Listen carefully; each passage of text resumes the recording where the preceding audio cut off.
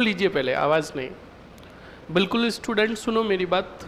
कल एक्चुअली मेरी क्लास इसलिए मैंने नहीं, मैनेजमेंट ने ड्रॉप कर रखी है क्योंकि कल आपको भी पता है रण क्षेत्र है, तो उस रण क्षेत्र को पूरा फतेह करना पड़ेगा। तो स्टूडेंट्स कल मेरा लगभग पूरा दिन उधर ही रहेगा। तो कल मैंने सर को ये भी बोला, मेरे को कल भी 3-4 स्टूडेंट्स मिले थे, उन्होंने कहा था सर प्लीज़ कल भी 2 से बाद क्लास अगर हो जाए तो मज़ा आ जाएगा। तो मैंने मैनेजमेंट को बात की तो मैनेजमेंट ने कहा ठीक है, आपकी क्लास कंप्यूटर की रख दी गई है, कितने 4 घंटे की, यानी 6 बजे तक आपकी क्लास रहेगी, 2 से लेकर 6 या 6:15 जो भी होता है टाइम, तब होगी आपकी क्लास, ठीक है ना। और कहाँ होगी? वहीं कॉम्प्लेक्स में, ठीक है ना, कॉम्प्लेक्स में ही होगी। ऐसे नहीं कि आपको भागना आगना पड़ेगा, मैं तो सीधा गाँव सुबह तैयार होके ही आना और फिर वहीं पर बैग एग रख के सीधा हमारे रण क्षेत्र में, और रण क्षेत्र से फिर घायल हो जाओ तो थोड़ा नाश्ता आस्ता करके फिर वापस। ओके, आवाज़ नहीं आ रही है, अपनी आवाज़ रोक दे। ओके, नाश्ता करवाए पक्का? वहाँ नहीं करवाएंगे, वहाँ कम से कम 3300 से 4000 स्टूडेंट आएंगे, एक मिर्ची बड़े के 20 रुपए लगते हैं। समझ में आया ना? दुष्टी कही के हाँ, यहाँ पे जरूर पक्का। काल्पनिक बातों पर ध्यान नहीं दे। अब चलो आवाज नहीं, अब रुक दो। तो स्टूडेंट्स मैंने आपको कहानी में देखो, कहानी कितनी रोचक चली गई। इत्तेफाक से उस राजकुमारी का विवाह हुआ सूरजमल हाड़ा के साथ। किसके साथ? हाँ, सूरजमल हाड़ा के साथ हुआ। और ये बात पता चली किसको? रतन सिंह को। बात वो हो गई जो मैंने आपको पहले भी कहा, बात वो हुई कि तू प्यार है किसी और का, तुझे चाहता कोई। हाँ, समझ में आया ना? तो सुनो, रतन सिंह को पता था कि विवाह किसके साथ हुआ है, और दोनों कुंवरों को, यानी दोनों रतन सिंह के भाइयों को चित्तौड़ आने से भी रोक कौन रहा था? बोलो। तो कितने कारण हो गए सूरजमल हाड़ा से? किसके? रतन सिंह के। तो और पर ये बात सूरजमल को पता नहीं था, ये बात बिल्कुल ही सूरजमल को पता नहीं थी कि पहले ऐसा कुछ ये मिले हैं, ब्याह किया है या नहीं। समझ में आया कि नहीं? इसकी जानकारी बिल्कुल ही नहीं थी। किसको? सूरजमल को। अब सूरजमल बार बार सूरजमल को और सभी को बुला रहा था, और रतन सिंह का यही उद्देश्य था कि ज्यों ही यह आएंगे मौत के घाट उतार दूंगा। किसको? सूरजमल को। तो सुनो अच्छे से, क्या होता है क्या नहीं होता। हजारों बार निमंत्रण भेजा गया, बुलाया गया, पर हर बार सूरजमल मना करता गया। एक बार क्या हुआ, चित्तौड़ के अंदर, मेवाड़ के अंदर परंपरा थी, अहेरिया उत्सव मनाया जाता था। कौन सा? कोई उत्सव था, मनाया जाता था। उस उत्सव के बाद ये परंपरा थी कि जो राजा होगा वो शिकार करने जाएगा। क्या करने? बोलो तो बताओ, राजा कौन? अब अहेरिया उत्सव के बाद रतन सिंह जी शिकार करने के लिए गए, तो शिकार करने के लिए बूंदी की तरफ गए। किधर? बोलो। और इत्तेफाक से रणथंबोर से अपने घर गया हुआ था बूंदी। कौन? सूरजमल हाड़ा। ये जानकारी पता चली किसको? रतन सिंह को। तो रतन सिंह ने बूंदी संदेश भेजा सूरजमल हाड़ा के पास, कहा कि सुना है हाड़ा बड़े वीर योद्धा होते हैं, और सूरजमल हम आप ही के क्षेत्र में अहेरिया उत्सव के बाद परंपरा है तो हम शिकार करने हुए आए हुए हैं, तो आप भी आओ हमारे साथ, दोनों मिलकर शिकार करेंगे। अब स्टूडेंट, जब ये संदेश आया सूरजमल हाड़ा के घर पर, तब सूरजमल हाड़ा के माताजी जो थे पास में ही बैठे थे, पास में ही बैठे थे। सूरजमल हाड़ा ने कहा कि हम सोचेंगे आएंगे कि नहीं आएंगे। तो सूरजमल हाड़ा के माताजी ने कहा कि बेटा, मेवाड़ के राणा ने संदेश भेजा है और तुम कह रहे हो सोचोगे, मैं तुम्हें कहती हूं कि तुम शिकार के लिए जाओगे। तो सूरजमल हाड़ा ने कहा, माँ एक बात पूछना चाहता हूं आपसे, बताओ। का क्या? कि हम हाड़ा है अपनी वीरता के लिए जाने जाते हैं, अगर मेरे साथ सही व्यवहार नहीं हुआ या मेरे साथ कोई अगर सही व्यवहार नहीं करे, मुझे क्या करना चाहिए? तो माताजी ने जवाब दिया कि हाड़ा वीर योद्धा होता है और हाड़ाओं का इतिहास बड़ा गहरा है। बेटा, कभी भी ऊंच नीच की बात हो तो मर मिटना, और कभी भी कुल को कलंकित मत करना। तो कहा, अगर वो ऊंच नीच अगर राजा करे तो का मौत के घाट उतार दो, क्योंकि स्वाभिमान सर्वोपरि है। समझ में आया कि नहीं आया? तब अनुमति ली किसने? सूरजमल हाड़ा ने। और शिकार करने के लिए आए किसके साथ? बोलो। शिकार के का पहला दिन रतन सिंह बैठे थे हाथी पर और सूरजमल था घोड़े पर, साथ में और भी सैनिक थे। सैनिक पीछे रह गए, जंगल के काफी भीतर चले गए। कौन? रतन सिंह और सूरजमल। अब हाथी पर कौन बैठे? सूरजमल। और घोड़े पर बैठे कौन? मैंने उल्टा बोल दिया। हाथी पर बैठे रतन सिंह और घोड़े पर बैठे सूरजमल। तो बताओ तेज कौन चलता है? कौन? तो बिल्कुल स्टूडेंट, घोड़ा तेज चला और रतन सिंह ने इशारा किया महावत को कि हाथी को धीरे धीरे चलाओ, थोड़ा आगे बढ़ने दो। किसको? सूरजमल को। तो जब सूरजमल घोड़ा लेकर थोड़ा सा आगे बढ़ा, तब महावत को इशारा किया कि इस हाथी को ही चढ़ा दो। किसके ऊपर? घोड़े के ऊपर और सूरजमल के ऊपर। तो बिल्कुल स्टूडेंट, हाथी एकदम किसके ऊपर चढ़ा? सूरजमल पर ही मानते, क्योंकि सूरजमल पर चढ़ा, घोड़े पर चढ़ा तो दोनों मारे जाएंगे। चढ़ने लगा तो घोड़ा बताओ चुस्तीला और फुर्तीला होता कि नहीं होता? ज्यों ही हाथी चढ़ने लगा, घोड़ा तेज दौड़कर आगे चला गया। पीछे देखा तो रतन सिंह ने कहा, हमारे इरादे नेक है, बदमाश तो ये हाथी है, हमने कुछ भी नहीं किया। सूरजमल समझ चुका था कि हमें मारने का षड्यंत्र रचा गया, प्रयास किया गया। पहले दिन कोई शिकार ही नहीं हुआ, दोनों आ गए। शिकार का कितवा दिन? दोनों वापस गए। अब की बार घोड़े पर थे कौन? रतन सिंह भी और सूरजमल भी। दोनों शिकार के लिए जंगल में काफी भीतर गए, सैनिक पीछे रह गए। तब बिल्कुल वही पोजीशन बनी, सूरजमल आगे और रतन सिंह थोड़ा पीछे। तब रतन सिंह ने कूदकर अपनी तलवार से भयंकर वार किया। किस पर?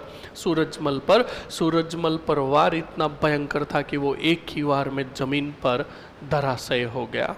रतन सिंह ने कहा, मारा गया दुश्मन, ये कहकर वापस घूमे और जाने लगे। अब पीठ थी रतन सिंह की किसके सामने? सूरजमल के सामने। तब सूरजमल मरा नहीं था, सिर्फ घायल हुआ था वार से। और तुम्हें पता है, घायल शेर हो और घायल व्यक्ति हो, उसका वार बड़ा भयंकर होता है। तब सूरजमल हाड़ा ने पीछे से आकर भयंकर एक ही तलवार से वार किया। किस पर? और रतन सिंह के 2 फाड़े कर दिए। पर सूरजमल पर भी वार इतना भयंकर था कि वो बचे नहीं थे, दोनों मारे गए। बताओ, चित्तौड़ का सिंहासन खाली का, निसंतान मृत्यु हुई कौन से सिंह की? तब हाड़ी रानी कर्मावती अपने दोनों पुत्रों को लेकर आई, तोड़ ही तोड़। और विक्रमादित्य जो बड़ा पुत्र था, उसका किया 31 में राज्य अभिषेक। 36 तक शासन करेगा कौन? विक्रमादित्य। पर विक्रमादित्य में राज्योचित गुण और लक्षण 1% भी नहीं। और इसका फायदा उठाया गुजरात के बहादुर शाह ने। गुजरात का बहादुर शाह सेना लेकर चित्तौड़ आया, चित्तौड़ दुर्ग की घेराबंदी की। तब हाड़ी रानी कर्मावती ने उस समय बहादुर शाह के साथ किया जोता ही जोता। रणथंबोर की जो 63 लाख की आमदनी की जागीर थी, वो दे दी किसको? बहादुर शाह को और खूब सारा खजाना देकर वापस लौटाया। अब एक बात बताओ स्टूडेंट, रात्रि के समय हमारे किचन की खिड़की अगर खुली रह जाए और दूध पड़ा है तो बताओ रात को गलती से आ गई कौन? क्यों? बिल्ला नहीं आ सकता। हर बार बेटे बोल रहे बिल्ली। कपल आए, बिल्ली और बिल्ला दोनों आए और क्या पी गए? बोलो। अब सुबह हम उठे, किचन में जाकर देखा तो आगे देखा तो दूध था ही नहीं। हमें पता तो चल गया दूध कौन पी कर गया, बिल्ली और बिल्ला। और हम में आ गए गोगड़ मिनके के लक्षण। कहा कि बदला तो लूंगा। अब मेरी बात सुनो, बदला लो चाहे मत लो, भले ही अगले दिन तुम खिड़की बंद कर दो, पर बताओ अगले दिन भी बिल्ली आएगी कि नहीं आएगी? क्यों आएगी? क्योंकि उसको पता है कि इस घर से मुझे कल भी कुछ खाने को मिला था, आज भी मिलेगा। फैक्ट है कि नहीं है? सुनो, जब पहली बार गया था बहादुर शाह तो उसे रणथंबोर की जागीर और खूब सारा खजाना मिला। तब बहादुर शाह ने थोड़े दिनों बाद ही कहा कि सेना का पड़ाव उठाओ, हम वापस जाएंगे चित्तौड़। वापस आया। अब की बार कर्मावती के पास देने के लिए कुछ भी नहीं था, पर माँ तो माँ होती है। हाड़ी रानी कर्मावती को यह भी पता था कि विक्रमादित्य में लड़ने के गुण नहीं है, पर बेटा तो बेटा होता है माँ के लिए। तब हाड़ी रानी कर्मावती ने पुत्र किसको? अरे बोलो, विक्रमादित्य और राजकुमार उदय सिंह को उनके ननिहाल बूंदी भेज दिया। कहाँ भेज दिया?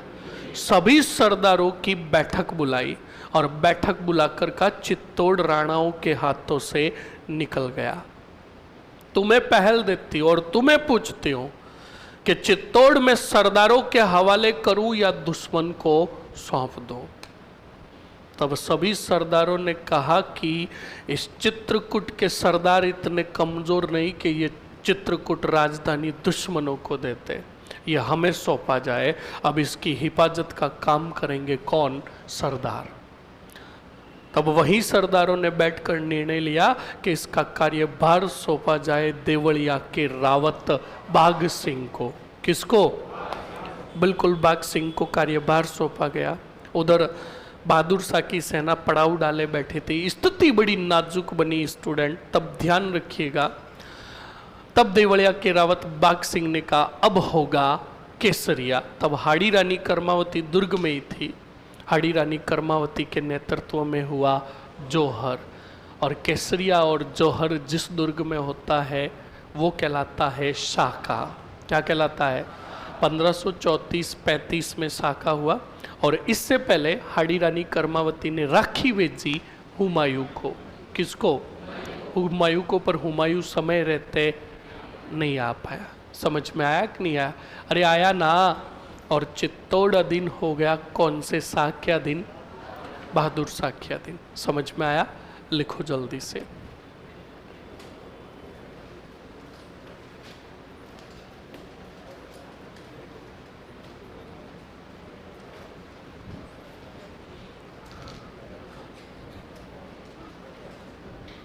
आवाज नहीं रे। लास्ट पॉइंट बताओ क्या लिखा? सांगा ही लिखा हुआ है ना? हेडिंग डालो जल्दी से। रतन सिंह, रतन सिंह, रतन सिंह।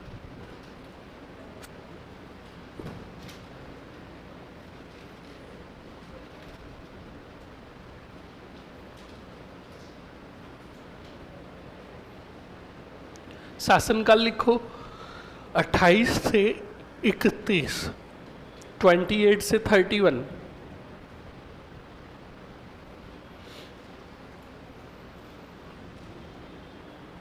लिख लिया? एक ही पॉइंट लिखकर रतन सिंह को खत्म करो। लिखो रतन सिंह व सूरजमल हाड़ा, रतन सिंह व सूरजमल हाड़ा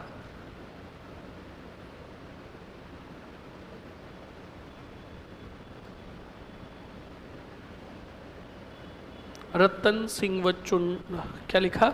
सूरजमल हाड़ा, सूरजमल हाड़ा रण से जंगल में, जंगल में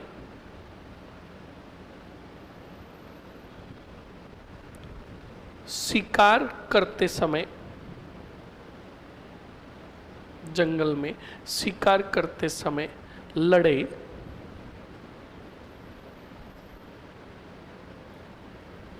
तथा दोनों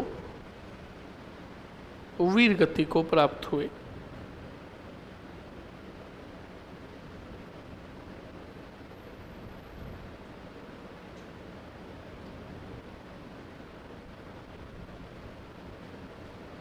वीर गति को प्राप्त हुए। लिख लिया? अरे लिख लिया ना? लिखो जल्दी से। सर राजवंश आप ज़्यादा अच्छा नहीं पढ़ा रहे हो, क्यों? क्योंकि तू आज ही आया क्लास के अंदर, तो सीधा समझ में कभी भी नहीं आएगा। वरना बताओ ऑफलाइन वालों, समझ में आ रहा है या नहीं आ रहा है? सुन लिया? सुन लिया जवाब?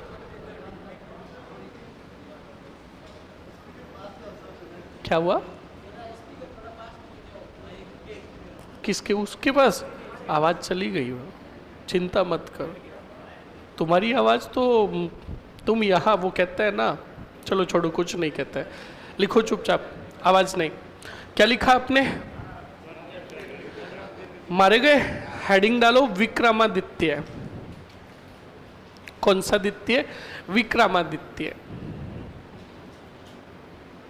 विक्रमादित्य। और विक्रमादित्य में लिखो जल्दी से शासनकाल 31 से 36। 31 से 36। और लिखो जल्दी से स्टूडेंट, विक्रमादित्य का पहला ही पॉइंट लिखो। विक्रमादित्य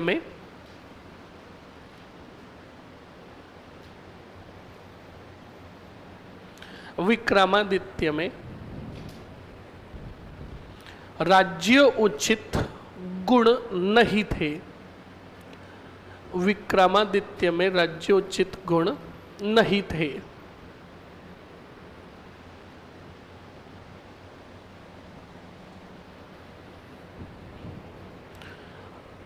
लिख लिया?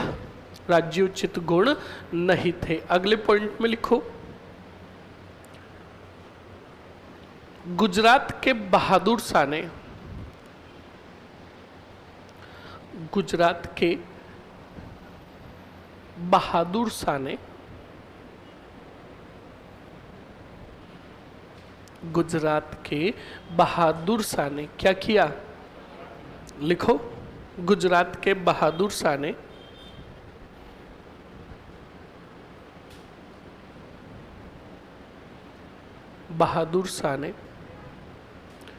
चित्तौड़ पर आक्रमण किया।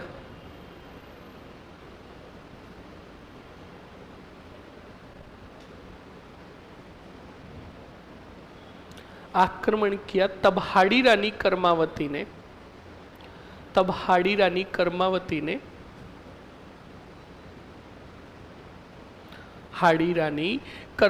ने बताओ क्या किया? रणथंबोर की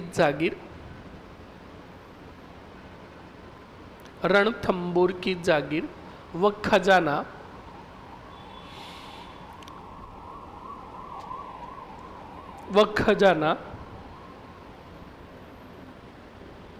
किसको दिया? बिल्कुल लिख लो, खजाना बहादुर शाह को दिया, देकर समझौता किया।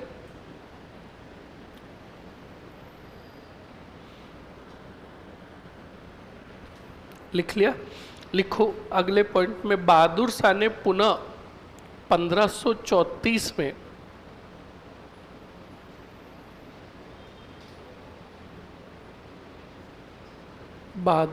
पुनः 1534 में किस पर अटैक किया? चित्तौड़ पर आक्रमण किया।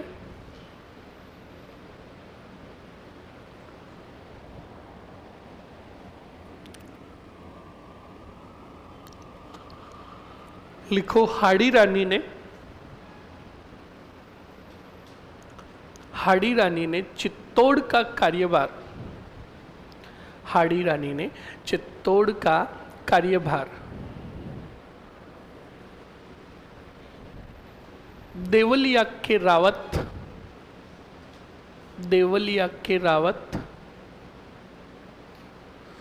देवलिया के रावत बाघ सिंह को सौंपा।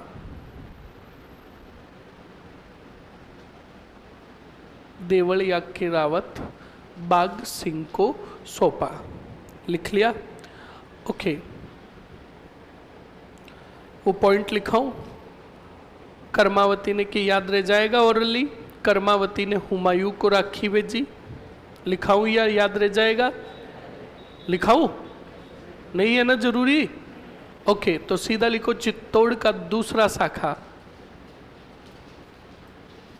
सर 1535 नहीं है क्या? अब सुनो, बिल्कुल 1535 ही है।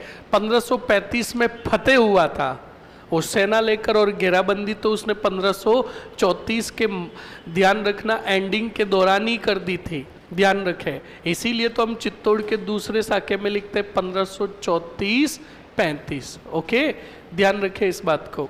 तो लिखो चित्तौड़ का दूसरा शाखा 1534-35।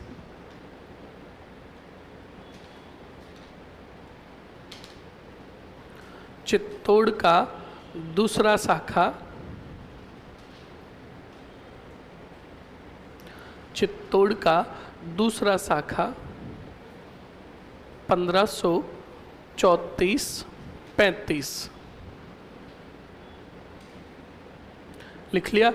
ओके, एक तरफ लिखो, लिखो विक्रमादित्य, विक्रमादित्य वर्सेस बहादुर शाह।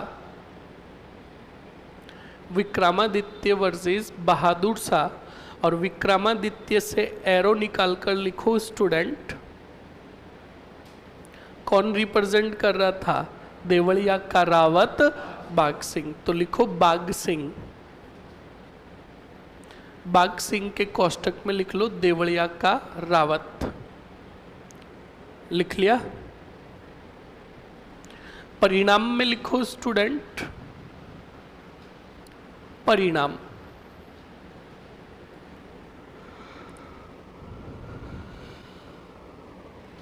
बताओ किसकी विजय? बिल्कुल लिखो बहादुर शाह की विजय। लिखो केसरिया किसके नेतृत्व में? बिल्कुल लिखो बाघ सिंह के नेतृत्व में। बाघ सिंह के नेतृत्व में। आगे लिखो जौहर, और जौहर में लिख लो हाड़ी रानी कर्मावती।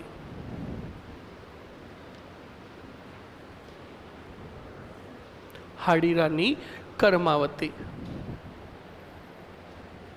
लिख लिया? ओके, नेक्स्ट आगे बढ़ो स्टूडेंट। अब मेरी बात सुन लो, आगे क्या होगा और क्या नहीं होगा। बहादुर शाह का चित्तौड़ पर क्या हो गया? अधिकार। पर बाद में हुमायूं आया और चित्तौड़ पर क्या किया? आक्रमण। बहादुर शाह चित्तौड़ छोड़कर भाग गया। हुमायूं ने अपने कुछ ही सेना जो थी उसको तैनात किया, कहाँ? चित्तौड़ में। उधर विक्रमादित्य के साथ जो और मेवाड़ की सेना और सरदार थे वो संगठित होकर आए और हुमायूं की सेना को कहाँ से भगाया? चित्तौड़ से। और वापस विक्रमादित्य का अधिकार हो गया किस पर? चित्तौड़ पर सुनो, शाखा होने के बावजूद भी विक्रमादित्य की आंखें नहीं खुली थी। वो अपने चहेते लोगों के साथ ही समय जाया करता था और इसी स्थिति का फायदा उठाया दासी पुत्र ने। किसने? और दासी पुत्र जो था वो था पृथ्वीराज सिसोदिया का। किसका था? पृथ्वीराज सिसोदिया की एक दासी थी जिसका नाम था पुतल दे। कौन सी दे? और इसी पुतल दे की कोख से जन्म हुआ था, बोलो किसका? इसी बनवीर ने फायदा उठाया और 1536 ईस्वी में हत्या की। बताओ किसकी? विक्रमादित्य की। और अधिकार कर लिया 1536 में तोड़ ही तोड़। अरे बोलो, सीधा पॉइंट लिखो यहीं पर, स्टार और नोट लगाकर लिखो लिखो दासी पुत्र बनवीर ने, दासी पुत्र बनवीर ने, दासी पुत्र बनवीर ने क्या किया? दासी पुत्र बनवीर ने 1536 ईस्वी में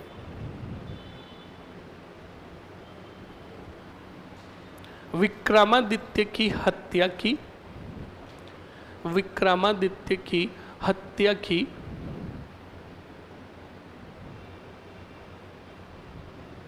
विक्रमादित्य की हत्या की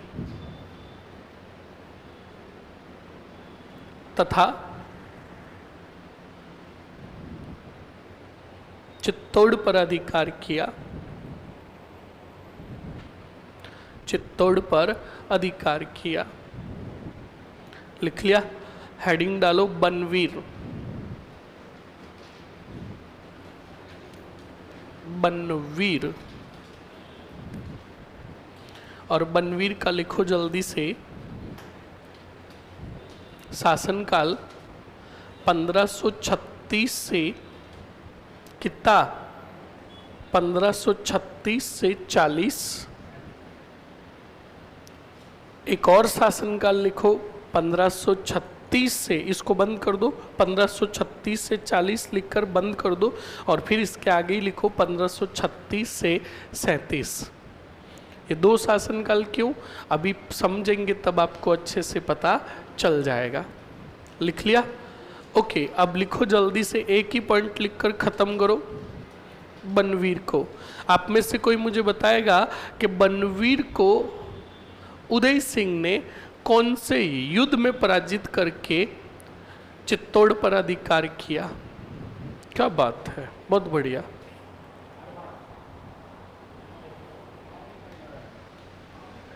माउली का युद्ध, कान खोल के सुन लेना, बहुत बढ़िया। क्या नाम है आपका? दिनेश, बहुत बढ़िया दिनेश। लिखो जल्दी से स्टार और नोट लगाकर बनवीर के अंदर एक ही पॉइंट। 1540 ईस्वी में उदय सिंह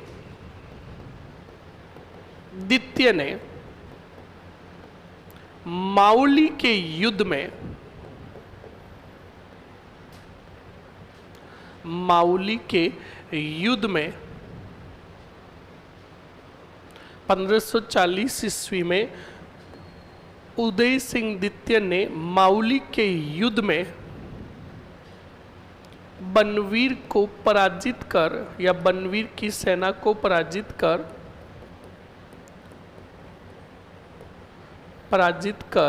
कौन से तोड़ पर? चित्तौड़ पर अधिकार किया।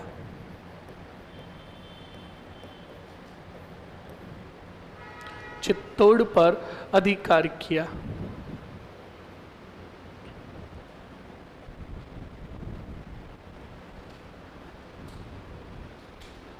लिख लिया? अरे लिख लिया ना?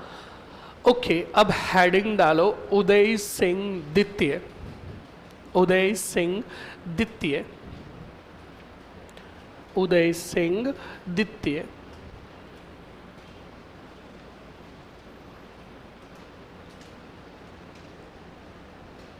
लिख लिया? उदय सिंह द्वितीय का शासनकाल लिखो 1537 से 1572, 72।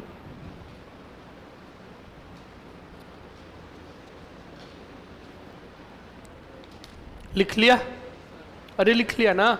बोर्ड पर देखो अच्छे से। अब सुनो और समझो। सबसे पहली बात सुनो, एक डाउट जो है आपका क्लियर कर देता हूं। स्टूडेंट ध्यान रखिएगा, काफ़ी आप पढ़ोगे और कहीं पर आप एनिमेशन वीडियोस देखोगे या फिर कहीं पर चित्र देखोगे, तो पन्ना धाई ने उदय सिंह को बनवीर से कैसे बचाया तुम्हें पता ही है। कैसे बचाया? अपने बेटे चंदन का बलिदान देकर। फिर दुर्ग से बाहर कैसे लेकर गई? टोकरी में। किस में डालकर लेकर गई? टोकरी में। कान खोल के सुन लेना, टोटड़ी में। वो सिर्फ एनिमेशन काल्पनिक उसी आधार पर मतलब वीडियोस या फिर फोटोज बनाई हुई है। तुम क्या कह रहे हो, किस में डालकर लेकर गई, टोकरी में। तो टोकरी में डालकर लेकर गई, इसका मतलब उदय सिंह की उम्र कितनी थी, 4 या 5 साल, सही है ना। जब 1536-37 में उदय सिंह की उम्र 4 या 5 साल थी, तो 1540 में महाराणा प्रताप का जन्म कैसे हुआ।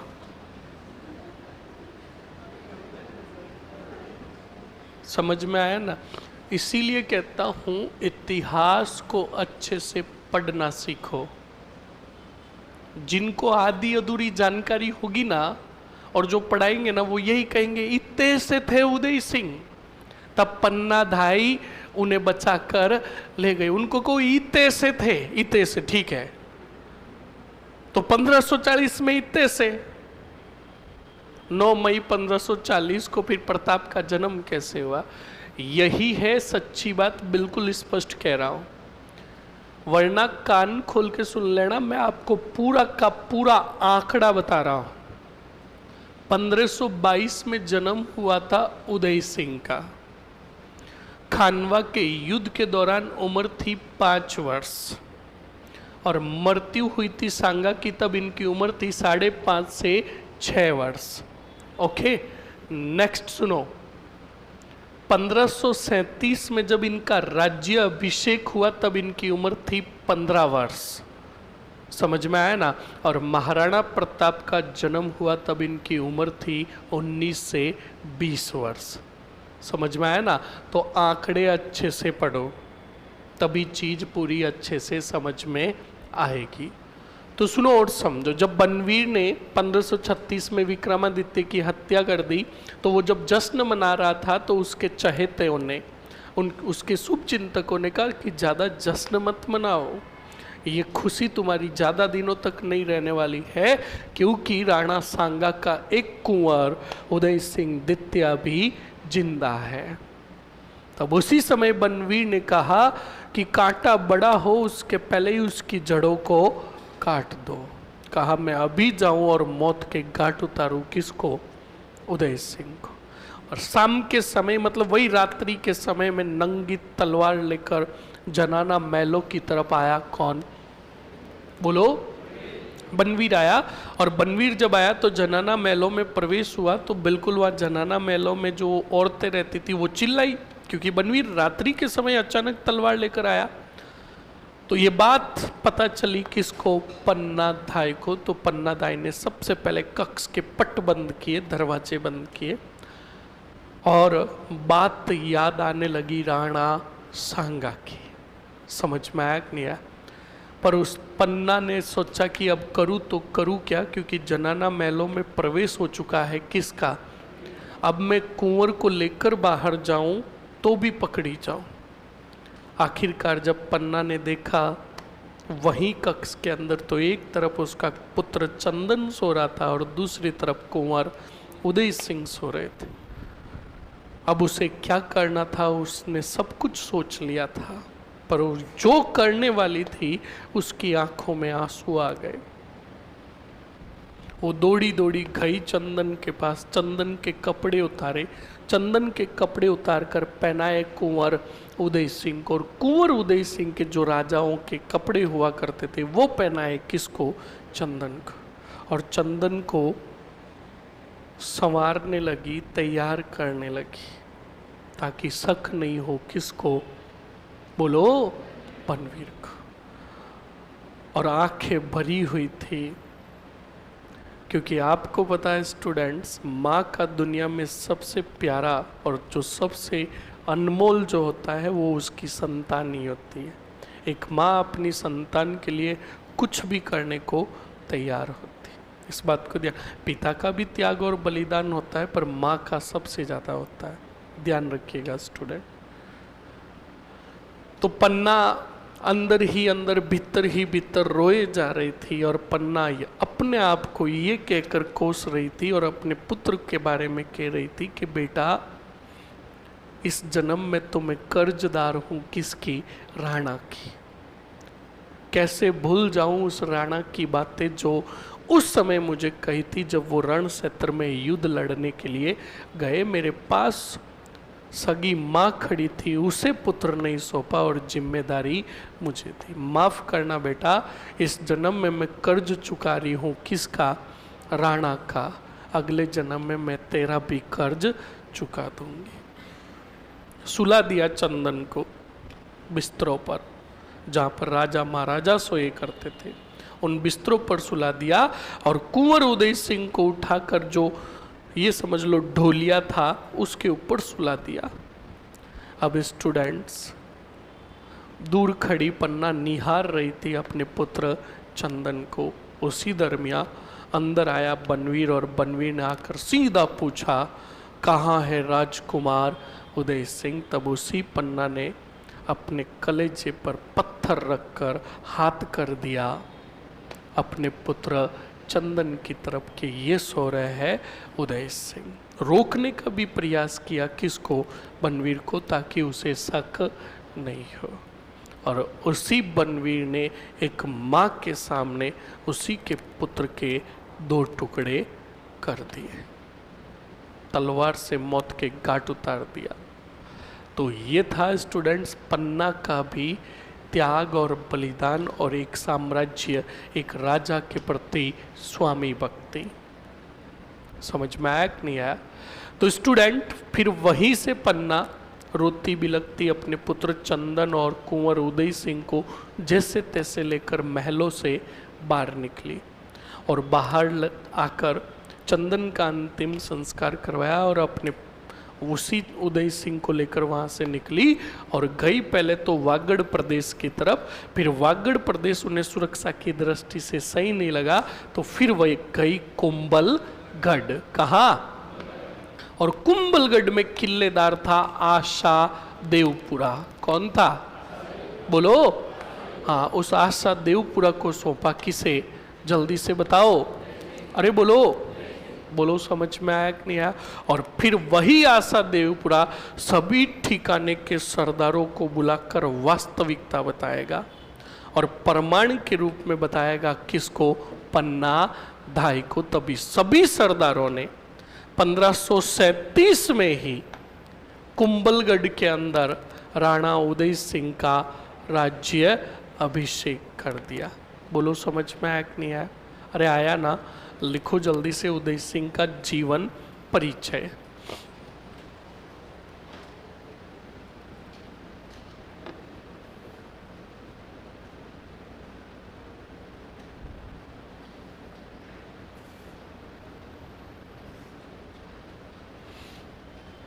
लिखो जल्दी से।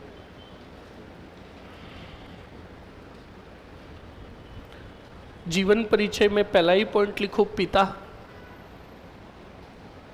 पिता बताओ कौन? बिल्कुल लिख लो जल्दी से। पिता संग्राम सिंह द्वितीय या राणा सांगा, सॉरी राणा सांगा प्रथम, द्वितीय नहीं, द्वितीय तो आगे आएंगे। राणा सांगा या संग्राम सिंह प्रथम लिख दिया। लिखो माता कौन थी? हाड़ी रानी कर्मावती।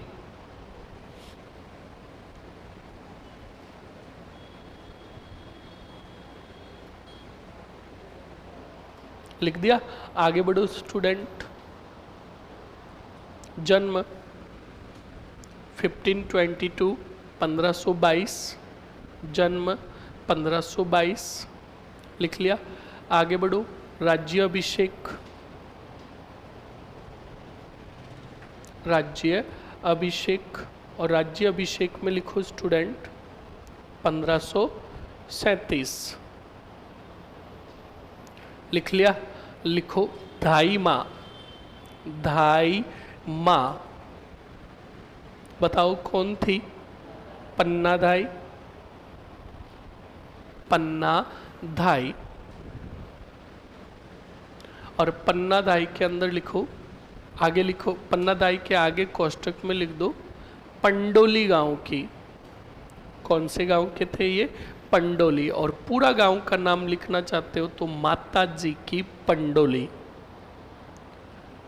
ओके। और कौन सी जाति से थे ये? गुज्जर जाति से। ध्यान रखिएगा। लिख लिया? आगे लिखो वो शरण किसने दी थी? आशा देवपुरा ने। शरण आशा देवपुरा। लिख लिया?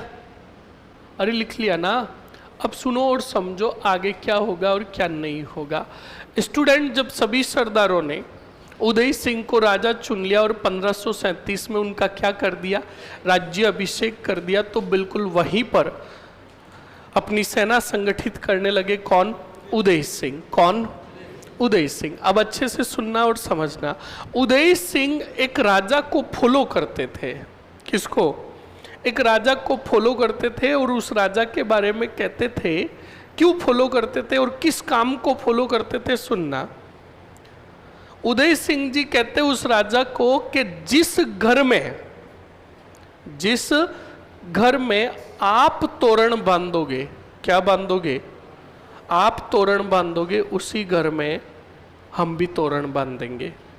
मतलब समझे कि जिस घर में उस राजा की शादी होगी, उसी घर में उदय सिंह जी की भी क्या होगी? शादी। और जिसको फॉलो करते थे वो थे देवों के देव मालदेव राठौड़। बोलो कौन थे? अब मालदेव राठौड़ का विवाह हुआ था जैसलमेर। कौन से मेर? किसके यहाँ? लूणकरण भाटी के घर। इनकी पुत्री थी उमा दे। कौन सी दे? अब उमा दे का विवाह हुआ किसके साथ? तो बताओ, इन्हीं को फॉलो करते थे। बताओ कौन? अरे बोलो रे। उदय सिंह द्वितीय। तो उदय सिंह जी फॉलो क्या करते थे कि जिस घर में तुम्हारी शादी होगी उसमें हमारी भी शादी होगी। तो बताओ, लूण करके यहाँ पर ही शादी हुई किसकी? यानी उमा दे की बहन धीर बाई के साथ। कौन सी बाई के साथ? ये लो, धीर बाई इधर आओ, उदय सिंह जी इधर आओ। संग उमा दे को किधर ले जाए? संग। ओके, अब सुनो और समझो, अच्छे से देखो।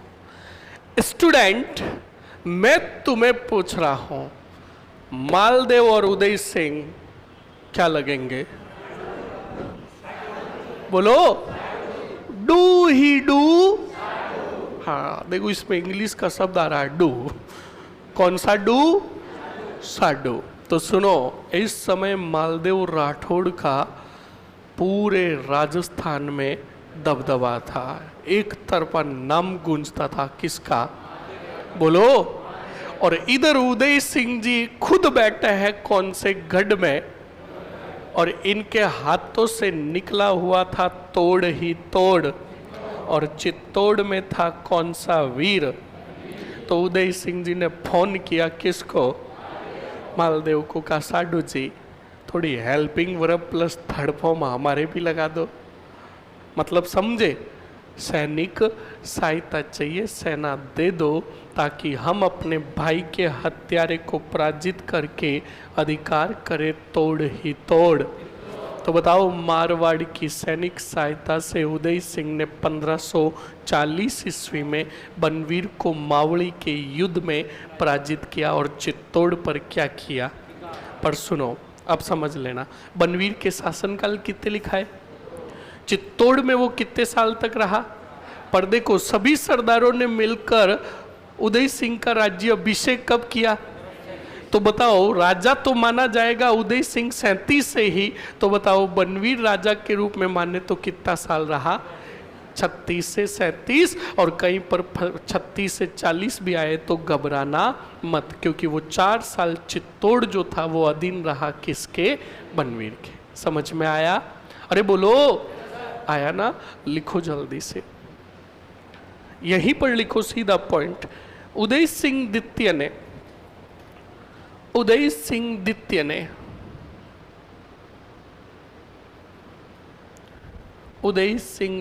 ने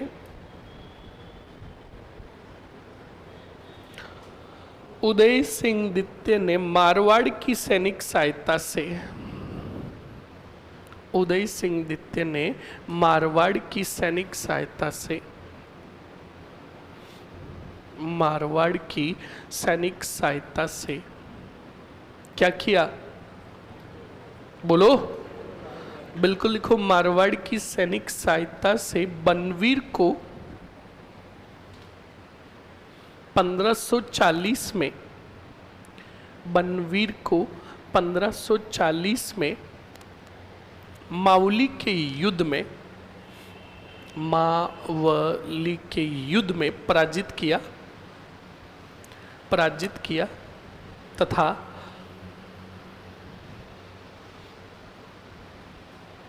चित्तौड़ पर अधिकार किया, चित्तौड़ पर अधिकार किया।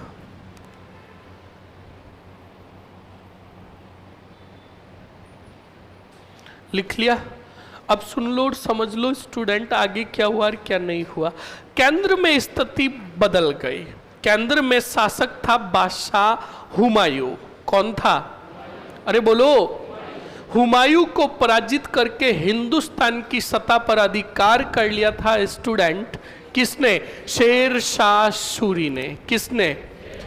और शेरशाह सूरी ने तो अधिकार कर लिया, पर हुमायूं पराजित हुआ। और हुमायूं पराजित होकर इधर सिंध की तरफ आया। किधर? और सिंध से आ गया अमरकोट। कौन सा कोट? अमरकोट कहाँ है? बोलो। पाकिस्तान। कौन से तान? यानी अमरकोट पाकिस्तान, और पाकिस्तान तो हमारे राजस्थान और जोधपुर से तो देखे तो नजदीकी, सही है ना। और इधर जोधपुर यानी मारवाड़ का राजा था धुआंधार और खतरनाक। कौन? मालदेव राठौड़। सुनना और समझना। हुमायूं वापस हिंदुस्तान पर अधिकार करना चाहता था, पर अधिकार हो गया किसका? शेरशाह सूरी का। तो हुमायूं को चाहिए थी सहायता एक ताकतवर योद्धा की वापस हिंदुस्तान पर अधिकार करने के लिए। और हुमायूं को पता चला कि पश्चिम और उत्तर क्षेत्र में एक तरफा डंका गूंजता है। किसका? तो क्यों नहीं मैं मालदेव के साथ मिलकर अटैक करूं। किस पर? पर यह बात कुछ गद्दारों की वजह से पता चल गई। किसको? शेरशाह सूरी को। तो शेरशाह सूरी ने कहा दोनों मिले उसके पहले ही मैं अटैक कर दूं। कौन से देव पर? और मालदेव को पराजित करके मारवाड़ पर क्या कर लूं। तो बताओ, विशाल सेना लेकर रवाना हुआ दिल्ली से। कौन? अरे बोलो बोलो। कभी भी पहले सेना आती थी तो कान खोल के सुन लेना, ऐसे नहीं कि सीधी मारवाड़ आती मालदेव पर अटैक करती। नो, सीधी आती तो अनलिमिटेड जूते पड़ते। वो सेना शत्रुओं को जीतती आई आती। तो सबसे पहले जीता इसी शेरशाह ने आमेर। किसको? आमेर का राजा था रतन सिंह। कौन? रतन सिंह ने अधीनता स्वीकार कर ली। किसकी? शेरशाह की। और फिर वही शेरशाह आया तोड़ ही तोड़। बोलो। चित्तौड़। कौन से तोड़? और चित्तौड़ दुर्ग की क्या की? घेराबंदी। तब मेवाड़ के राणा उदय सिंह ने भी चाबियां सौंप दी। किसको? बोलो। शेरशाह को। स्वीकार कर ली अधीनता। क्या स्वीकार कर ली? तो कान खोल के सुन लेना, सर्वप्रथम अधीनता स्वीकार करने वाले कौन थे?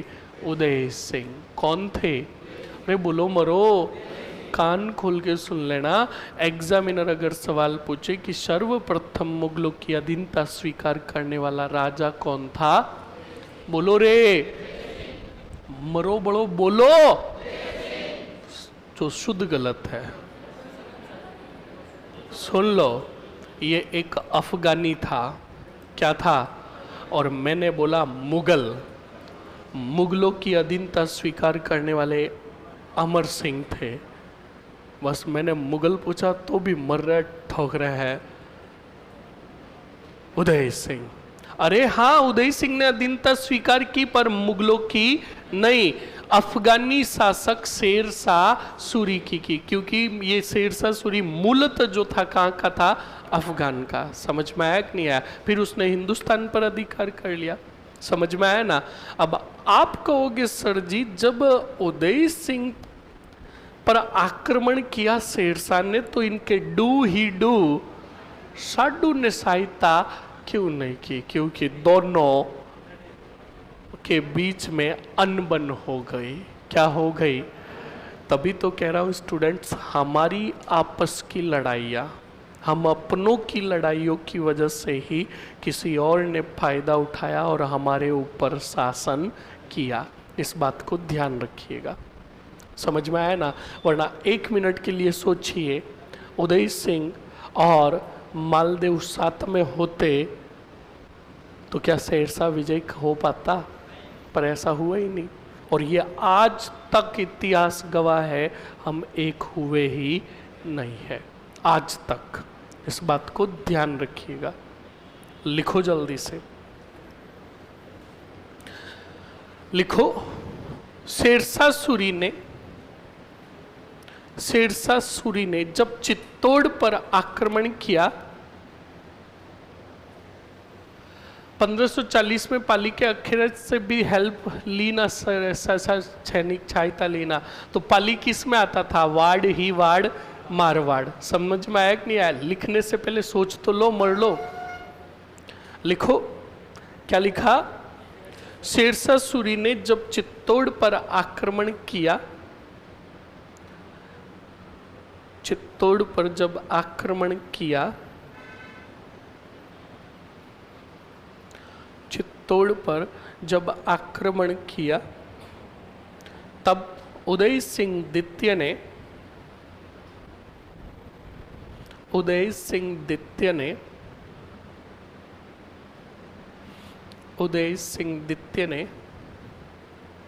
क्या स्वीकार की? बोलो, अधीनता स्वीकार की। उदय सिंह द्वितीय ने अधीनता स्वीकार की। लिख लिया? अरे लिख लिया ना? ओके, नेक्स्ट आगे बढ़ो स्टूडेंट। आप में से मुझे बताएगा शेरशाह सूरी ने चित्तौड़ का कार्यभार किसे सौंपा था?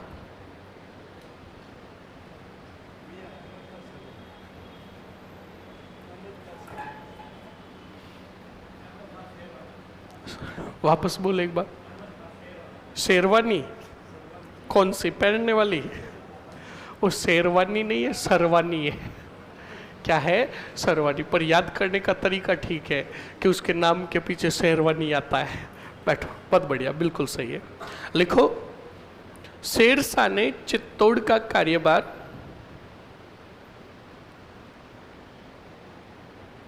अहमद खां सरवानी को सौंपा। अहमद खां सरवानी को सौंपा।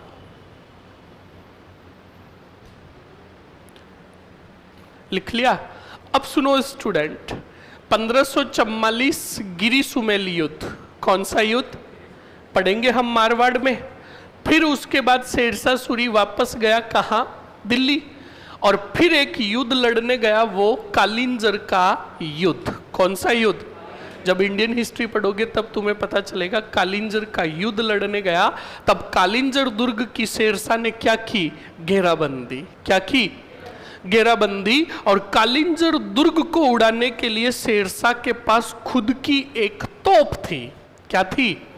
क्या थी? जिससे बारूद दागा करता था। और उस तोप का नाम तुम याद रखना। उस तोप का नाम अगर सीधा याद नहीं होता है तो तुम अक्षय कुमार का एक गाना याद रखो, और वो गाना है तेरी अखियों का वार हुक्का बार। कौन सा बार? बोलो। हुक्का से याद रखोगे उक्का। क्या याद रखोगे? उस तोप का, उस यंत्र का नाम था उक्का। तो उक्का यंत्र लगाया हुआ था। शेरशाह सूरी के हाथ में क्या था? बारूद। क्या था? और बारूद डाल रहा था किसमें? उक्का यंत्र में। किसमें? उक्का यंत्र में। अब उक्का यंत्र में बारूद डाल रहा था, तब पास में एक सेनानायक मसाल लेकर खड़ा था बारूद को आग देने के लिए। तो वो मसाल लेकर खड़ा था। शेरशाह ने एक बारूद लिया, बारूद का गोला लिया और डाल रहा था उक्का के अंदर। तब वो सैनिक भी मसाल लेकर झुका। तब शेरशाह ने कहा ध्यान रखना, कहीं लापरवाही मत करना। का no no no,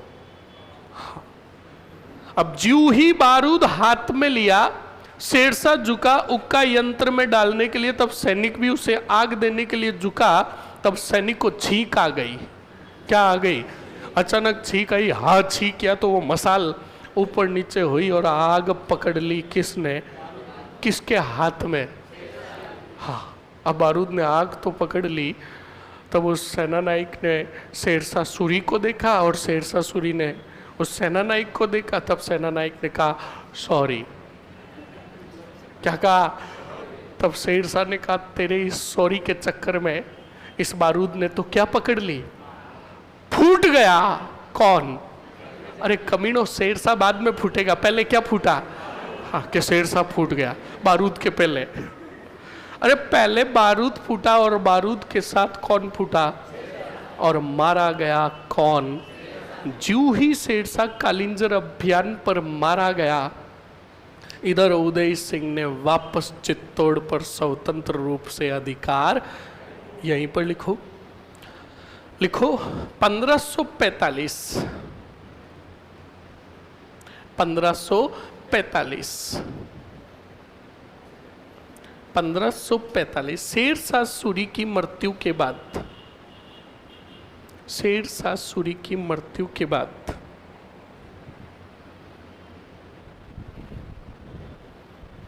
Sher Shah Suri की मृत्यु के बाद, फास्टली लिखो,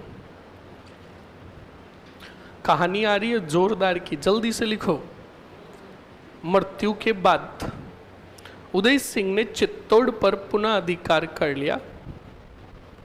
उदय सिंह ने चित्तौड़ पर पुनः अधिकार कर लिया।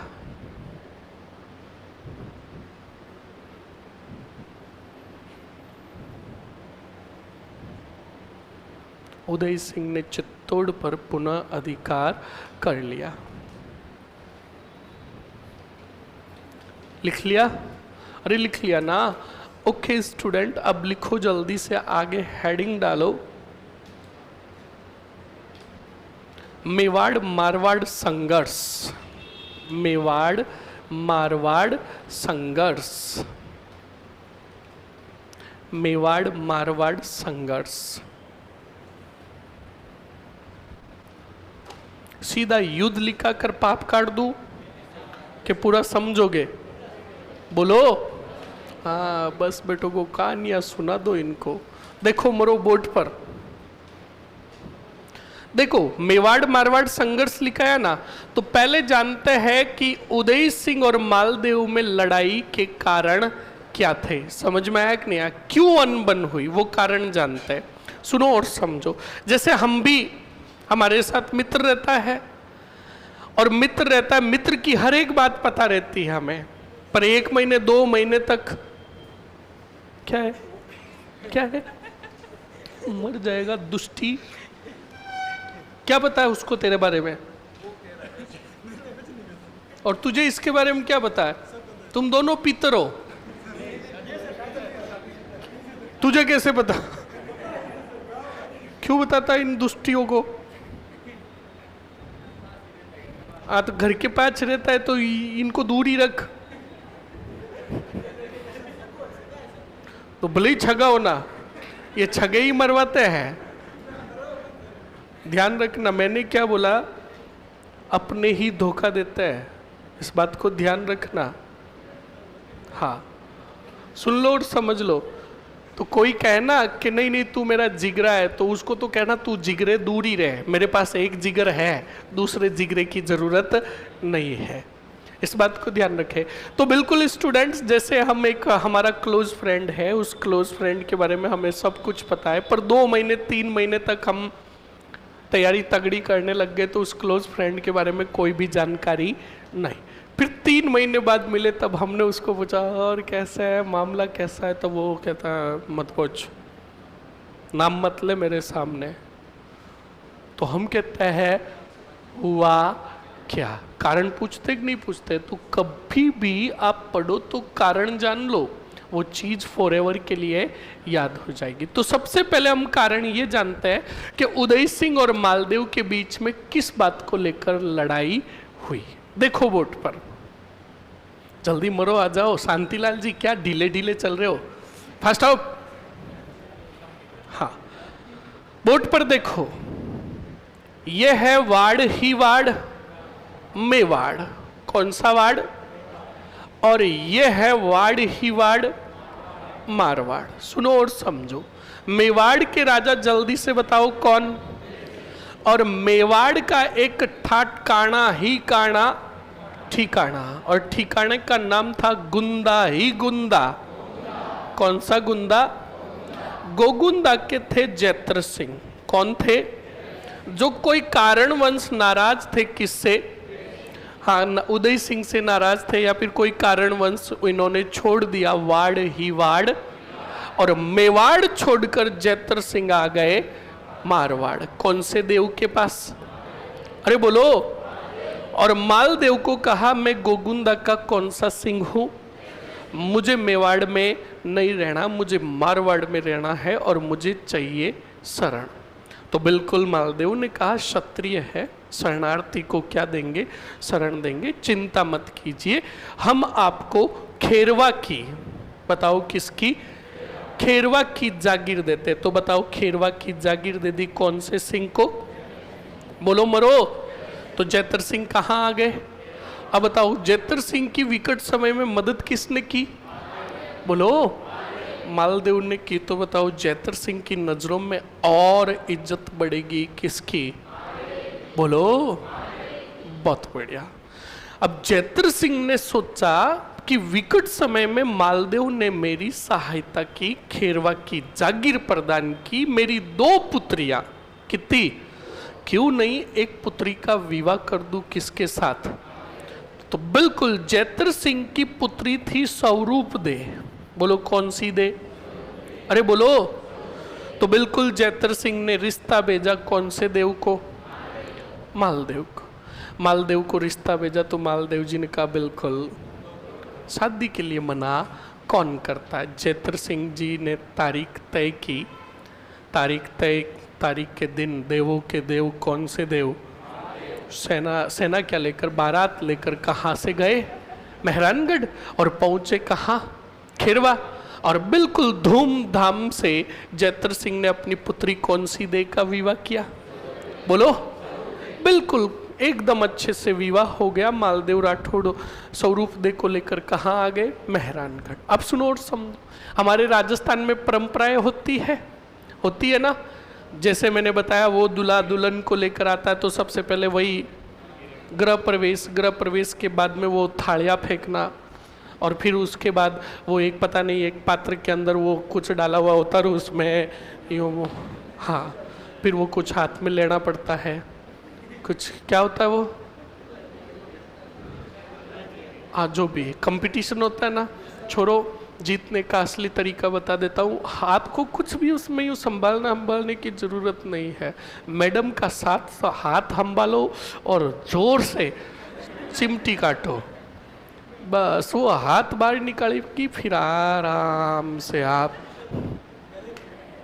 समझ में आया ना?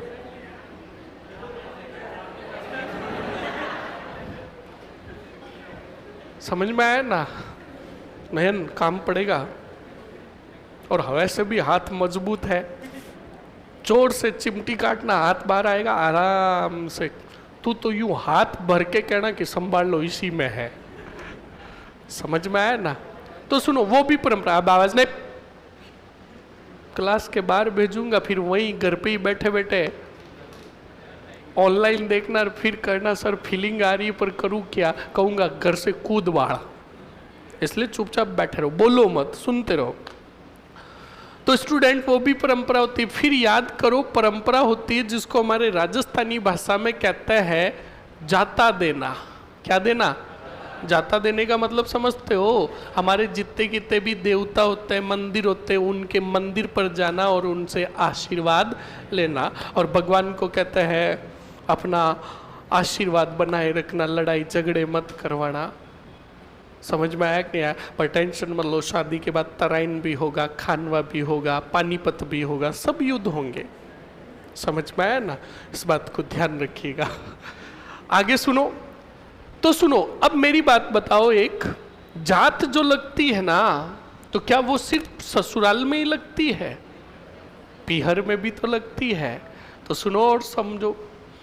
मालदेव राठौड़ मारवाड़ आए, जितने कितने भी मंदिरों पर जाना था, आशीर्वाद ले लिया। तो बिल्कुल जैत्र सिंह जी ने संदेश भेजा कि जब स्वरूप दे वापस आए हमारे इधर से लेने, जब स्वरूप दे को आए, तो कुंवर सा आप भी एक काम करना, साथ में आ जाना। हमारे भी यहाँ 4-5 मंदिर है, उन भगवान का आशीर्वाद ले लेना। मालदेव जी ने कहा बिल्कुल आ जाएंगे। तो अब बताओ, थोड़े दिन 1-2 दिन बाद बिल्कुल स्वरूप दे और मालदेव वापस गए अपने, मालदेव जी ससुराल अपने, कहाँ? खेरवा। क्योंकि अब जैत्र सिंह जी कहाँ रहते थे? खेरवा में। खेरवा गए तो बिल्कुल ज्यों ही खेरवा में प्रवेश हुए तो स्वरूप दे साथ में थी। मालदेव जी ने स्वरूप दे को कहा आप चलो, हम 5 मिनट से आ रहे हैं। तो कहा क्यों? तो कहा चलो, हर कोई बात बताने को थोड़ी होती है। बिल्कुल स्वरूप दे आ गई। इधर मालदेव जी कोई दुकान देख कर रुक गए और हाँ, समझ में आया? तो सुनो और समझो। बिल्कुल स्वरूप दे जब आई जैत्र सिंह जी के घर पर, तो स्वरूप देखी एक छोटी सी, छोटी क्या, स्वरूप दे से तो छोटी थी, स्वरूप दे की बहन दौड़ी दौड़ी बाहर आई और भव्य स्वागत किया। किसका? अपनी बहन स्वरूप दे का। अब जब जबरदस्त स्वागत किया तो बिल्कुल पूछा कि राउर नहीं आए, जीजू नहीं आए? तो कहा आए। तो कहा है कि वो थोड़े रुके हुए आ रहे होंगे। अब सुनो, दोनों बहनें महलों में चली गई। जैत्र सिंह जी के यहाँ आए, बताओ कौन? मालदेव। मालदेव महलों में प्रवेश हुए, जैत्र सिंह जी बैठे थे। जाकर कहा भोग दो। क्या कहा? भोग दो। तो बिल्कुल जैत्र सिंह जी ने कहा खुश रहो, मस्त रहो। अंदर महलों में दोनों बहनें बैठी बैठी बातें कर रही है, स्वरूप दे राव के बारे में बता रही है। तभी मालदेव की जो साड़ी साहिबा थी, उसने कहा मैं राव को छेड़ूंगी, जीजू को छेड़ूंगी। सुनो, जो भी चीज है बस इसको इतिहास की घटना तक ही समझना है। समझ में आया ना? बात जो वास्तविक हुई वो तो मैं बता ही नहीं सकता, इसलिए मैं दूसरे शब्दों में बता रहा हूं आपको। तो बिल्कुल कहा मैं छेड़ूंगी। तो स्वरूप दे ने कहा कि मत छेड़ना। कहा नहीं, छेड़ूंगी। तो सुनो और समझो, स्वरूप दे आई चाय लेकर। क्या लेकर? चाय लेकर आई। और किसको चाय? स्वरूप दे नहीं, साड़ी साहिबा। साड़ी साहिबा आए क्या लेकर? चाय लेकर। और दी किसको? राव मालदेव को, राव जी को का चाय। का जीजू टेक इट। तो मालदेव ने सबसे पहले देखा साली साहिबा को और कहा आई डोंट लाइक टी। क्या कहा? I don't like tea, I like. जूते पड़ेंगे दुष्टी कही के। वाह, जो लक्षण थे तुम्हारे बता दिए बस। क्या कहा? वाह। अरे उन्होंने कहा I don't like tea, I like coffee. You दुष्टी कहीं के। सही है, तुम अपनी भावनाएं क्यों बता रहे हो? मैंने कहा ना, तुम जो कहोगे तुम्हारा समर्थन कभी भी नहीं करूंगा। तो राव ने कहा आई डोंट लाइक टी, हम चाय नहीं पीते हम तो। अब ये मैंने कहा ना, जो वास्तविक घटना हुई वो मैं नहीं बता सकता, पर मैं तुम्हें सीधा इनडायरेक्टली समझा देता हूँ। राव मालदेव ने 2 मतलब के हिसाब से बात कही थी। कहा स्वरूप दे टी यानी चाय, आई don't like tea, I like coffee. और कॉफी, हाँ बिल्कुल। अब सुनो, ये बात जब कही तो बिल्कुल साड़ी साहिबा अंदर गए भीतर और जाकर स्वरूप दे को कहा कि राव बड़े बदमाश है, मुझे छेड़ते हैं। तभी तो राव मालदेव के बारे में कहा जाता है कि ना छेड़ो हमें, हम सताए हुए हैं। समझ में आया कि नहीं आया? इस बात को ध्यान रखिएगा। अब सुनो, मालदेव राठौड़ को सीधी बात बताता हूँ, 100 बातों की एक बात उन्हें उनकी साली साहिबा भी पसंद आ गई। सीधा जैतर सिंह जी को कहा का बताइए हम बारात वापस लेकर कब आए? तो जैतर सिंह जी ने कहा बारात क्यों? तो कहा हम आपकी दूसरी पुत्री से भी क्या करेंगे? विवाह। ये बात किसने कही? और मालदेव क्यों डरे? क्योंकि चहु दिशाओं में विजय किसकी? मालदेव की। बिल्कुल मालदेव जी ने प्रस्ताव रख दिया अपनी छोटी साली साहिबा से विवाह करने का, पर मना कर दिया। बोलो किसने मना? मतलब कैसे? वो जैतर सिंह तो कभी चाहते ही नहीं थे कि मेरी दूसरी पुत्री का विवाह किसके साथ हो? मालदेव के साथ। पर मालदेव को मना करे तो करे कैसे? जैतर सिंह मास्टरमाइंड थे। जैतर सिंह ने ये बात कही कि देखो राव, अभी विवाह किया है किसका? स्वरूप देखा। और अभी हाथों हाथ अगर छोटी पुत्री का विवाह करे तो लोग ना तुम्हें अच्छा कहेंगे ना मुझे। 4 महीने 5 महीने 6 महीने बीतने दो, फिर दूसरी पुत्री का विवाह भी कर देंगे। राहु ने कहा प्रॉमिस का प्रॉमिस। अब राहु वापस मालदेव कहाँ आ गए? मेहरानगढ़। जैतर सिंह कभी भी नहीं चाहते थे कि विवाह हो दूसरी पुत्री का किसके साथ? मालदेव के साथ। विकट स्थिति में फंस गए। तब जैतर सिंह ने ये बात बताई मेवाड़ के राणा उदय सिंह को, जिनके साथ सगाई की बात हो रखी थी, यानी हम मानते सगाई कर रखी थी। उदय सिंह जी द्वितीय को कहा कि मैं विकट स्थिति में फंस चुका हूँ। तो कहा क्या हुआ? कि जिसके साथ हमारी पुत्री की सगाई आपके साथ तय हो रखी है, उनसे विवाह करना चाहते हैं मालदेव राठौड़। तब उदय सिंह जी ने कहा मालदेव जी को हम छोड़ेंगे नहीं। अनबन हुई। उदय सिंह ने जैतर सिंह को कहा आप अपनी पुत्री को चुपचाप लेकर आ जाओ कुंभलगढ़। कहा?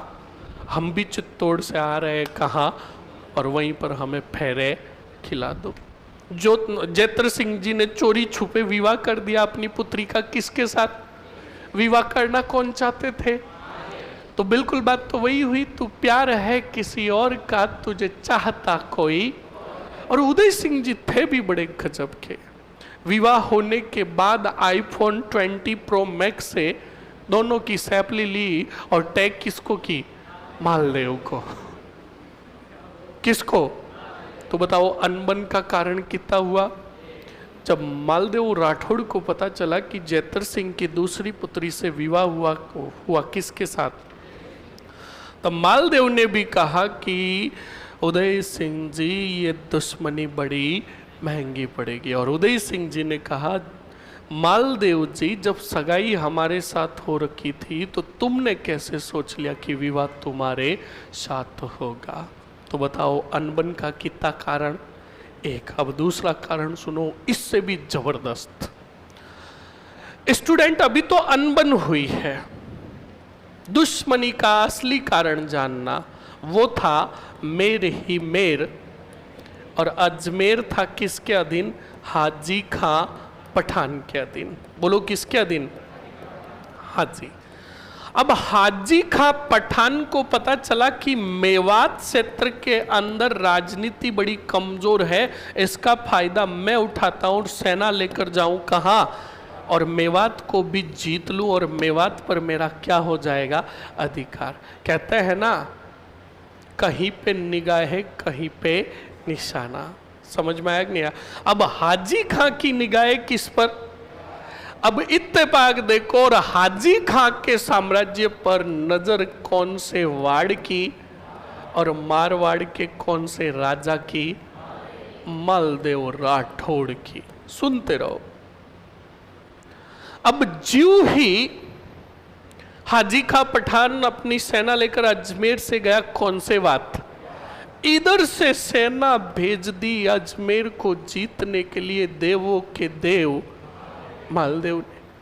अब ये सूचना हाजी खां को आधे रास्ते में मिली का सेना आ रही है किसकी? सॉरी, सेना हाजी खां को पता चला सेना आ रही है अजमेर की तरफ। कौन से वार्ड से? किसकी? और हाजी खान ने सोचा कि मैं मेवात गया, मेवात में स्थिति सुदृढ़ नहीं कर पाया, जीत नहीं पाया, तो न घर का ना एक काम करूं, वापस जाऊं कहाँ, अजमेर।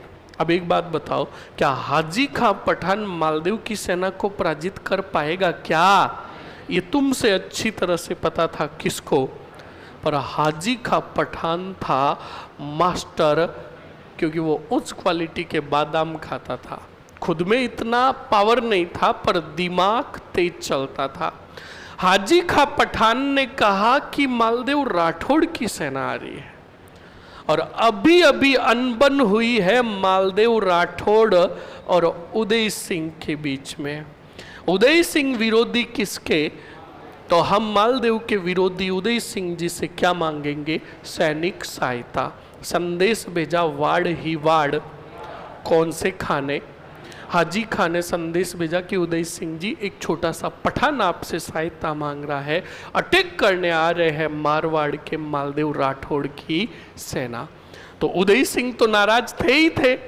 उदय सिंह ने कहा चिंता मत कीजिए हाजी खां, हम तुम्हारा साथ देंगे। तो बताओ हाजी खां का साथ देने कौन आए? बोलो मरो, बोलो। और हाजी खां ने उदय सिंह की सहायता से पराजित किया किसको? बोलो, बोलो। मालदेव की सेना को। सेना अनलिमिटेड जूते खाकर कहाँ आई? मारवाड़। मालदेव ने कहा युद्ध के परिणाम बताओ। तो कहा अनलिमिटेड जूते खाकर आए हैं। तो कहा जूते खाकर आए और वो भी एक छोटे से पठान की सेना से। तब उस सैनिकों ने कहा कि राव, अगर पठान अकेला होता तो जीत कर आते। फॉर काइंड योर इन्फॉर्मेशन, तुम्हें पता है उनका साथ किसने दिया? तो कहा किसने दिया और किसने हमसे दुश्मनी मोल ली है? क्या आपके प्रतिद्वंदी उदय सिंह द्वितीय ने? तब मालदेव राठौड़ ने कहा कि उदय सिंह जी, ये दुश्मनी तुम्हें महंगी पड़ेगी, इसका बदला तो जरूर लेंगे। अब बताओ, इधर हाजी खां पठान किसकी वजह से जीता? बोलो।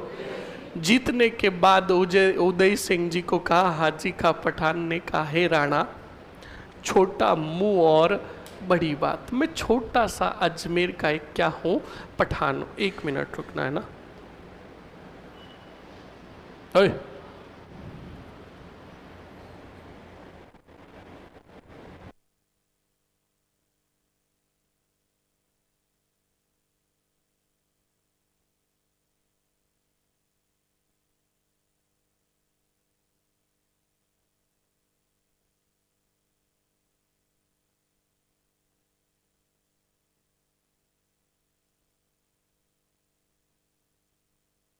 चलो आवाज नहीं, सुनना और समझना।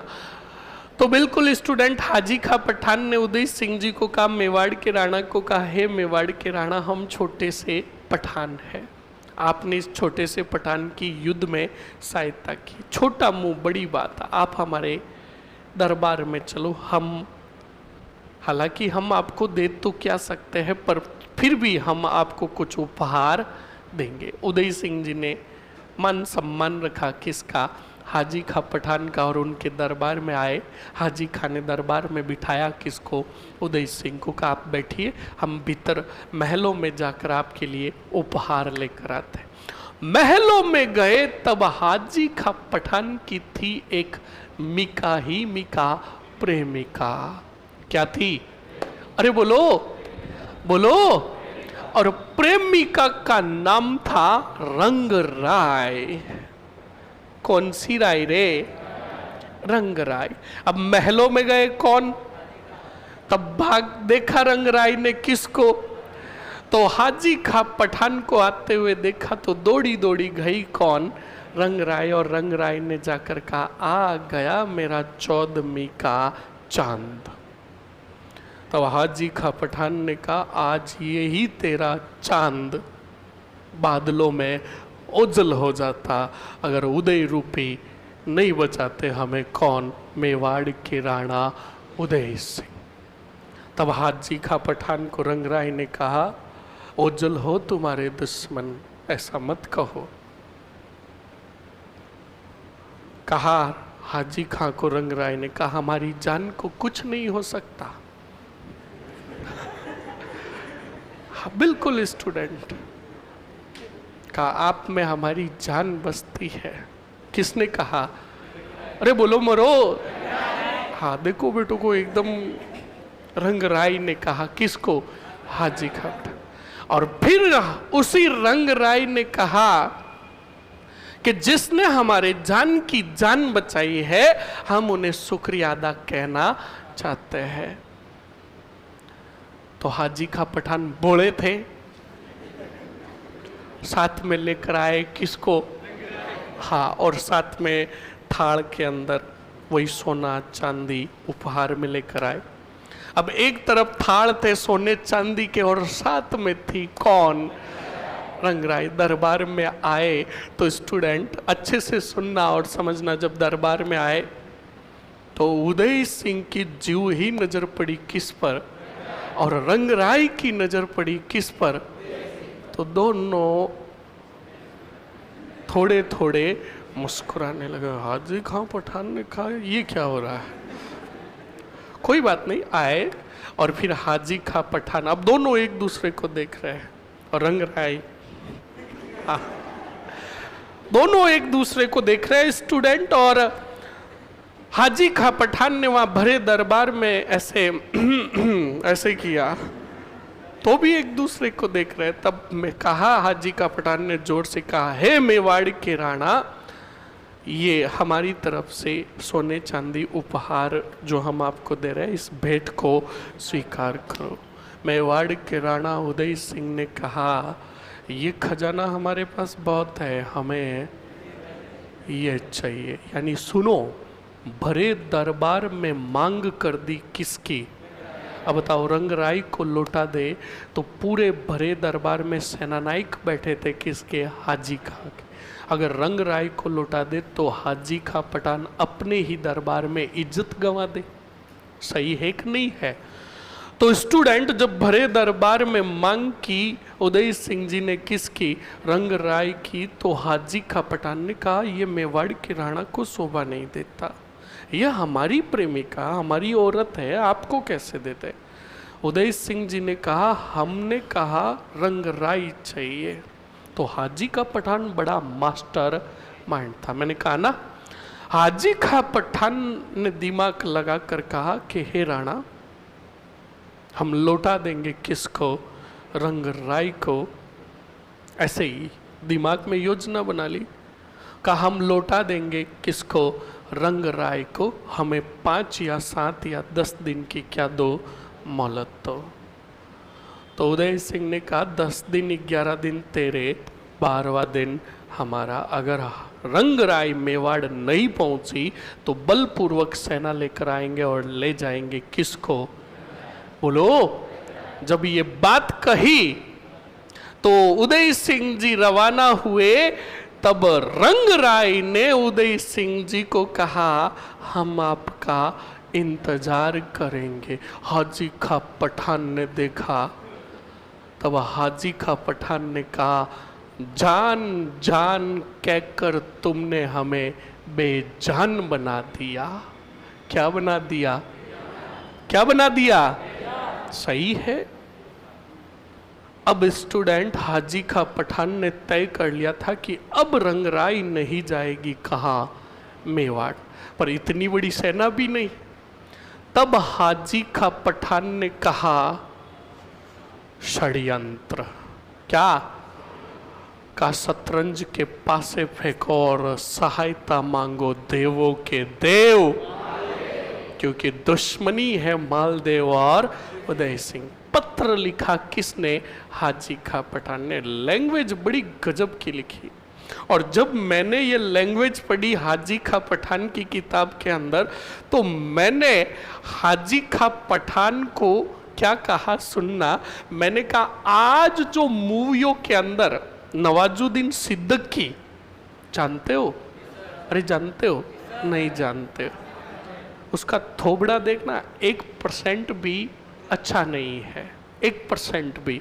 पर उसके डायलॉग और बात करने का तरीका देखना, वो अपने बात करने के तरीके से और डायलॉग से फेमस हो गया। ध्यान रखिएगा, उसका एक डायलॉग बड़ा गजब है। माजी मूवी का है। क्या सोचा था, लौटेंगे नहीं? समझ में आया ना? वही नवाजुद्दीन सिद्दीकी है और उसका एक डायलॉग तो मुझे इतना गजब का लगा, पूछो ही मत। एक मूवी के अंदर वो कहता है, फागुनिया ए फागुनिया, हम तुमसे इतना प्यार करते, इतना प्यार करते, इतना प्यार, फिर कहते साला कितना करते हमें ही पता नहीं।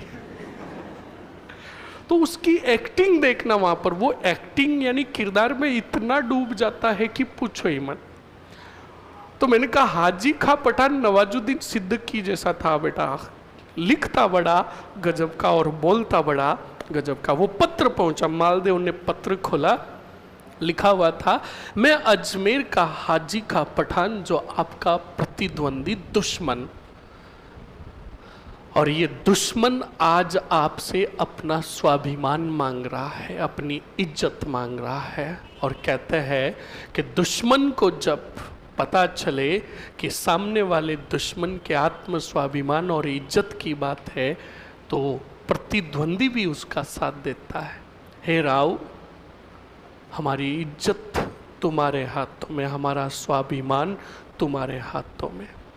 माना कि हम तुम्हारे दुश्मन हैं, पर हम शतरंज के वो पासे है, वो घोड़ी है या वो घोड़े है जो हारे हैं किसी और से नहीं, अपनी बेगम से, अपनी रानी से। शतरंज में रानी भी होती है और भी होता है। समझ में आया नहीं? तो बेटे की लैंग्वेज देखो, असर करेगा किस पर? राव पर, मालदेव पर। कहा कि हम हारे हैं तो अपनों से ही, अपनी बेगम से ही, अपनी रानी से ही। भरे दरबार में मेवाड़ के राणा ने हमारी प्रेमिका रंग राय को मांगा है, और अगर हमने रंग राय को लौटा दिया तो हम अपने दरबार में ही अपनी इज्जत, अपना स्वाभिमान गवा देंगे। हमारी इज्जत राव तुम्हारे हाथों में। अगर तुम हमारी सहायता है तो नहीं आओगे तो हम खुशी खुशी लौटा देंगे किसको? रंगराय को। आओ और इस पठान की इज्जत को बचा लो। जब ये पत्र पहुंचा तो बताओ, उदय सिंह जी से तो नाराज ही थे। कौन? अरे बोलो। जब ये पत्र पहुंचा और उसमें उदय सिंह का जिक्र हुआ और उदय सिंह ने रंगराय की मांग की, तो मालदेव ने वापस हाथों हाथ फोन लगाया हाजी खां को, कहा नहीं लौटाएगा किसको? हम आ रहे हैं तुम्हारी सहायता हेतु।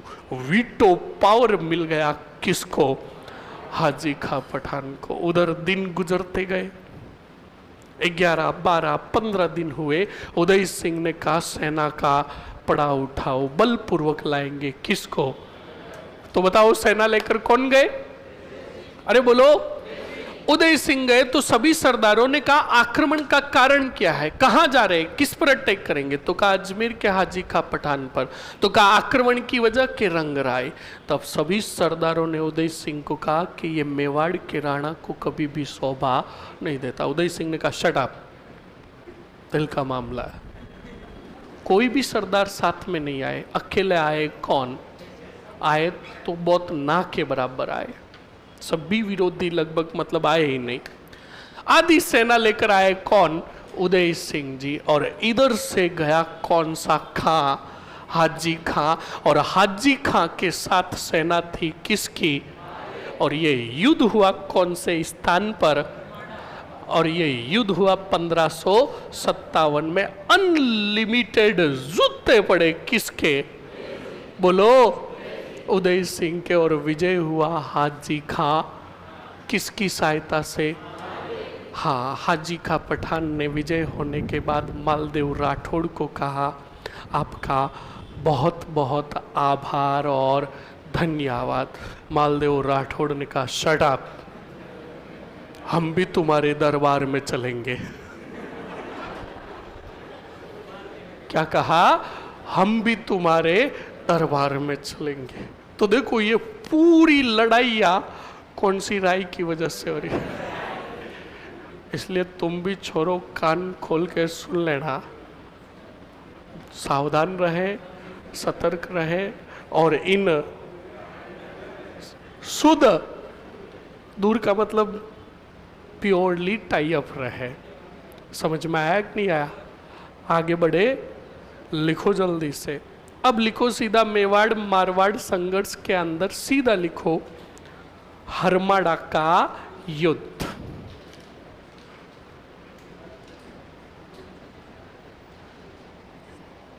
लिखो जल्दी से हरमाड़ा का युद्ध, फास्टली लिखो। 1557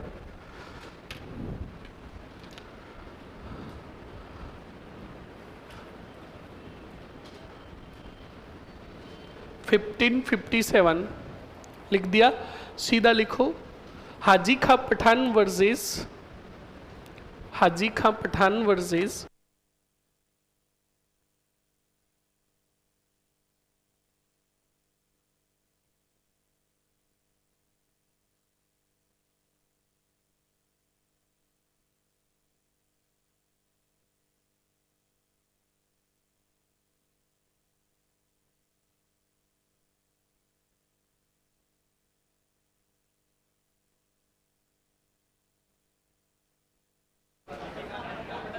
लिख लिया? हाजी खां पठान के साथ प्लस करके लिखो मालदेव राठौड़। मालदेव राठौड़, मालदेव राठौड़ लिख लिया? ओके, मालदेव राठौड़ लिखने के बाद सीधा दोनों से एरो निकालकर, ये किस वजह से युद्ध हो रहे थे? हाँ, नीचे दोनों से एरो निकालो। पहले उदय सिंह, हाँ मैं बता रहा हूँ, कमीनों को एरो निकालना भी नहीं आता। ये कौन से खां है? हाजी खां से एरो नहीं निकालना है। प्लस कौन से देव वर्सेस उदय सिंह। इधर से भी एरो, इधर से भी एरो, इधर गोला बनाओ और लिख दो रंगराय, बस। ताकि तुम्हें 4 महीने बाद भी पढ़ोगे तो पूरी बात पता चल जाएगी कि ये किसकी वजह से हुआ। हाँ, जान जान के कर तुमने तो हमें बेजान बना दिया। इसलिए जो जान कहता है समझ लेना, वो तुम्हें भी एक दिन बेजान बनाएगा। ओके, चलिए स्टूडेंट्स, आज की क्लास यहीं पर ख़त्म करते हैं। सुन लो, रीजन भी बता देता हूँ मैं। और कोई 4-5 घर बचे हुए हैं, वहाँ न्यूता देने जा रहा हूँ। पहले बताओ स्टूडेंट्स, कल आओगे ना? 101%। सुनो, 15 मिनट कोई भी बाहर नहीं जाएगा। इनके वो जो QR कोड में प्रॉब्लम्स आ रही है, तुम दोनों तीनों घूम कर QR कोड वाली प्रॉब्लम का सॉल्यूशन करोगे। ओके, जिन्होंने नहीं किया वो लगा दो और इनका QR कोड स्कैन करवा दो, ठीक है? ओके, आओगे ना? बेसब्री से इंतजार रहेगा आपका।